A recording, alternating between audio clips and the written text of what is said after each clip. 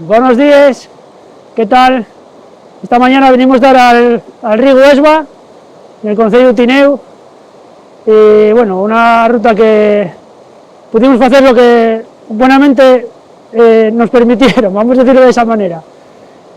A ver, aquí en esta zona de Tineo, sabéis que ya era Xoán Bello, que nos dejara ahí unos meses, por desgracia, y era el pueblo de Paniceiros, y en este disco de Ian de Cubel, pues hay un cantar escrito por Xoán Bello y que fala de esta zona del norte de Tineo. Entonces, si os parece, voy a deciros una estrofa que hace referencia pues, a lo que os estoy diciendo, ¿no? El cantar de Señaldá, del disco El tipo mayor de Ian de Cubel.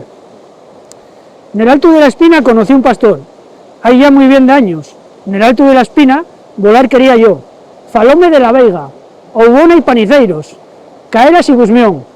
Ahí ya muy bien de años, en el alto de la espina, conocí un pastor. Neñu, el mundo ye per grande, si ye grande el corazón, dixo él. Mira, el mundo ye per grande, si ye grande el corazón. En tan no sabía yo lo grande que se tornó el mío corazón.